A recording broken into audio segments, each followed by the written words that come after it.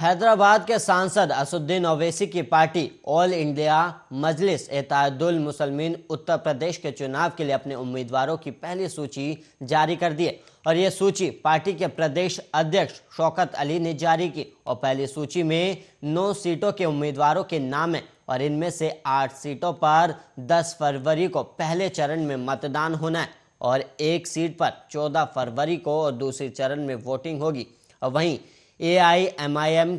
की ओर से जारी सूची के मुताबिक गाजियाबाद की लोनी सीट पर डॉक्टर मेहताब उसके उम्मीदवार होंगे और वहीं हापुड़ की गढ़ मुक्तेश्वर सीट पर फुरकान चौधरी और धौलाना सीट पर हाजी आरिफ को उम्मीदवार बनाया गया और वहीं मेरठ की सिवाल खास सीट से रफत खान, सरदना सीट से जिशान आलम और किठौरे सीट से तस्लीम अहमद चुनाव लड़ेंगे और वहीं सहारनपुर जिले की बेहट सीट से अमजद अली और सहारनपुर देहात सीट से मरगूब हसन उम्मीदवार होंगे और वहीं बरेली जिले की बरेली सीट पर शाहीन रजा खान को उम्मीदवार बनाया गया और वहीं AIMIM इस बार यूपी के विधानसभा चुनाव में अकेले चुनावी मैदान में है और उसने राज्य की 100 सीटों पर उम्मीदवार उतारने की घोषणा की है और इस पार्टी ने 2017 का चुनाव 38 सीटों पर लड़ा था, लेकिन 37 सीटों पर उसकी जमानत जब्त हो गई थी और AIMIM को इस चुनाव में 0.24% वोट ही मिले थे और यूपी के इस साल हो रहे चुनाव के लिए AIMIM ने पहले ओम प्रकाश राजभर की पार्टी से समझौता किया था, लेकिन बाद में राजभर में समाजवादी पार्टी से समझौता कर लिया और इसके बाद AIMIM यूपी की राजनीति में अकेले पड़ गई है।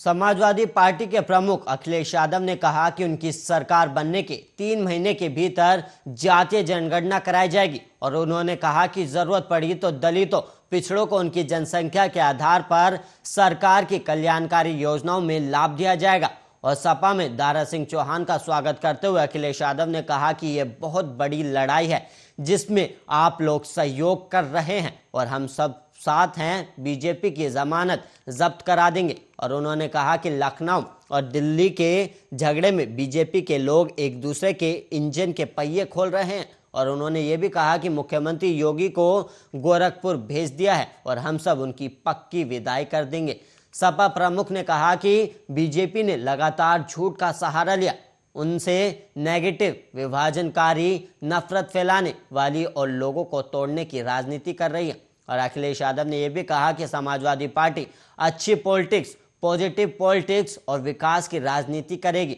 और उन्होंने ये भी कहा कि मुख्यमंत्री अपनी सरकार के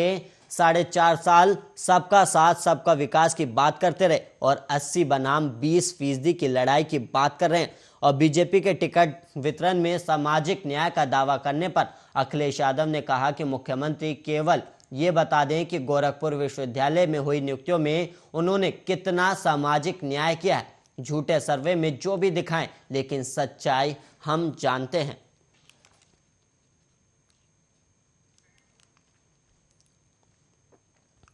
भीम आर्मी के प्रमुख चंद्रशेखर आजाद ने समाजवादी पार्टी के साथ गठबंधन की सारी हलचलों पर विराम लगा दिया और उन्होंने प्रेस कॉन्फ्रेंस कर अखिलेश पर तय करके बैठे हैं कि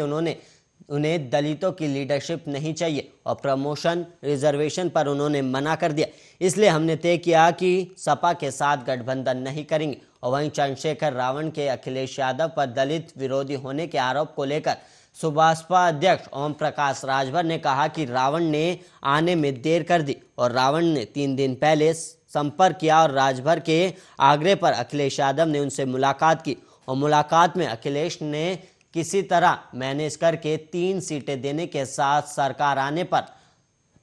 रावण को MLC बनाकर मंत्री पद देने का आश्वासन दिया, लेकिन रावण को ज्यादा सीटें चाहिए, इसलिए वो इस तरह के आरोप लगा रहे हैं। और राजभर ने मायावती पर कहा कि उन्हें चुनाव के नतीजे आने पर सब पता लग जाएगा। ओम प्रकाश राजभर ने दावा किया कि अभी कुछ कैबिनेट स्तर के मंत्री भी इस्तीफा देने वाले हैं और उन्होंने ये भी कहा कि हम विधायकों की नहीं, मंत्रियों के इस्तीफे की बात कर रहे हैं।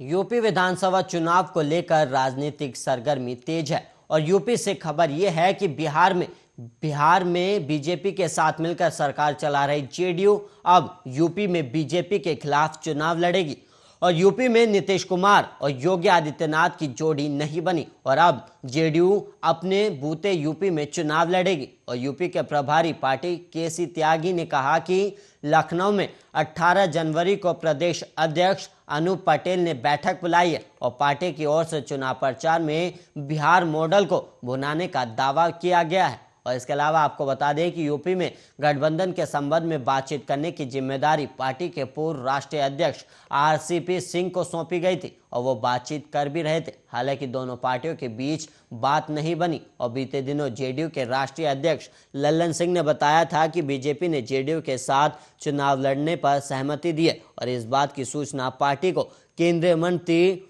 आरसीपी सिंह ने दिए और यूपी चुनाव संबंधित बातचीत करने और अन्य पार्टियों के साथ गठबंधन पर